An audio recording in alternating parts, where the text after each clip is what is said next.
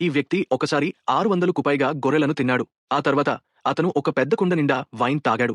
అయినప్పటికీ అతని కడుపు సగం మాత్రమే నిండింది. పక్కనే నిలబడి ఉన్న రాజమంత్రులు ఈ మనిషి ఊర్లో ఉంటే ఆ ఊరి ఆహారం ఎంతకాలం నిలుస్తుందో లెక్కలు వేయడం మొదలుపెట్టారు. అప్పుడే ఆ మనిషి తన అసలు శక్తిని రాజుకి చూపించాలని నిర్ణయించాడు. అతను తన పెద్ద టోపీని తీసి సముద్ర తీరానికి నడిచి టోపీని కొంచెం ఊపాడు.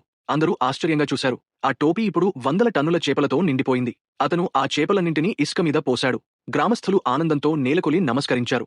అతను అక్కడితో ఆగలేదు. అతను పెద్ద పెద్ద చెట్లను వేరుతో సహా పీకి వాటిని గ్రామస్థులకు ఇచ్చి మళ్లీ నాటమన్నారు. తరువాత తన చేతులతోనే 30 ఎకరాల పొలం దున్నాడు. రాజు ఇది చూసి ఆశ్చర్యపోయి గౌరవ సూచకంగా అతనికి పెద్ద విందు పెట్టాడు. విందు తర్వాత రాజు అడిగాడు, మన శత్రువులు చాలా శక్తివంతులు. వారిని ఓడించడంలో నువ్వు మాకు సహాయం చేస్తావా?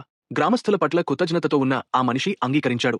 అతను సముద్రంలోకి దూకి శత్రు దేశం వైపు వెళ్లాడు. కొద్దిసేపట్లోనే వారి దేశానికి చేరి వారి నౌకలను లాగి తీసుకెళ్లడం మొదలుపెట్టాడు.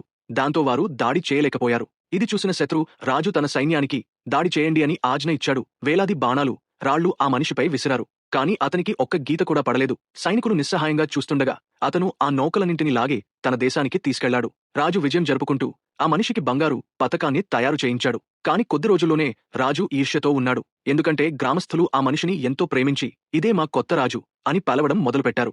ఏదో కారణం చూపించి రాజు అతన్ని చంపమని ఆజ్ఞ వేశాడు. బాధతో, నిరాశతో ఆ మనిషి అనుకున్నాడు, ఇంత సహాయం చేసినా ఇంతేనా ప్రతిఫలం? పోరాడకుండా నిశ్శబ్దంగా ఒక పడవలో కూర్చుని తన కనబడని భార్యను వెతకడానికి సముద్రయాత్ర మొదలుపెట్టాడు.